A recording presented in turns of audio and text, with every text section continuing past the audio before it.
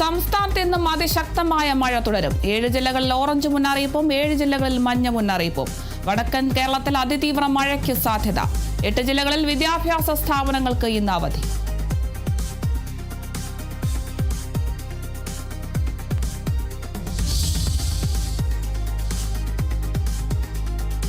തിരുവനന്തപുരം മുതലപ്പുഴയിൽ വള്ളം മറിഞ്ഞ് കാണാതായ ഷിജിനായുള്ള തിരച്ചിൽ പുനരാരംഭിച്ചു. തിരച്ചിൽ സംഘത്തിൽ മത്സ്യത്തൊഴിലാളികളും വിഴിഞ്ഞത്ത് കാണാതായ ജോണിന്റെ കുടുംബത്തെ സന്ദർശിച്ച് മന്ത്രി ഷിബു ബേബി ജോൺ.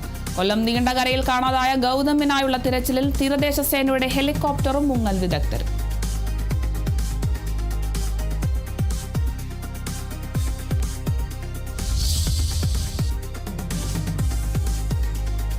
കണ്ണൂരിൽ രക്ഷാപ്രവർത്തനത്തിനിടെ മരിച്ച രാജേഷിന്റെ മൃതദേഹത്തോട് അനാദരവ് കാണിച്ചതിൽ ADMന്റെ റിപ്പോർട്ട് ഇന്ന്. മൃതദേഹം ഫ്രീസർ ഇല്ലാത്ത കൊണ്ടുപോയ സംഭവത്തിൽ കണ്ണൂർ ജില്ലാ കളക്ടർക്ക് റിപ്പോർട്ട് നൽകും. പയ്യന്നൂർ തഹസിൽദാർക്കും മെഡിക്കൽ കോളേജ് അധികൃതർക്കും വീഴ്ച സംഭവിച്ചെന്ന് കണ്ടെത്തൽ. റിപ്പോർട്ട് പരിശോധിച്ച ശേഷം കടുത്ത നടപടിയുണ്ടാകുമെന്ന് കളക്ടർ.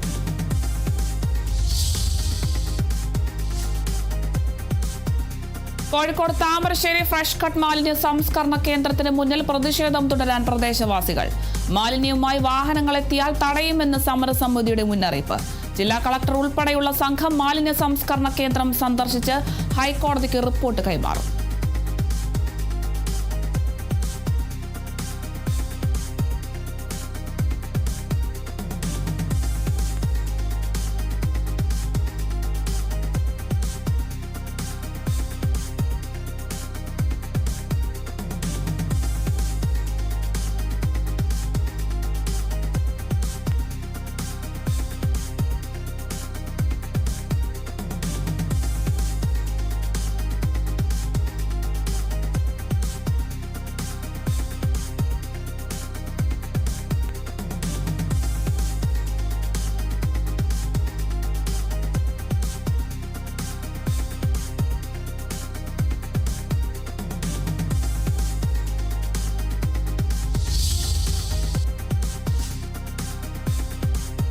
പോലീസിന്റെയും ആഭ്യന്തരമന്ത്രിയെയും വെല്ലുവിളിച്ച അർജുൻ ആയങ്കി ഇപ്പോഴും കാണാമറയത്ത്.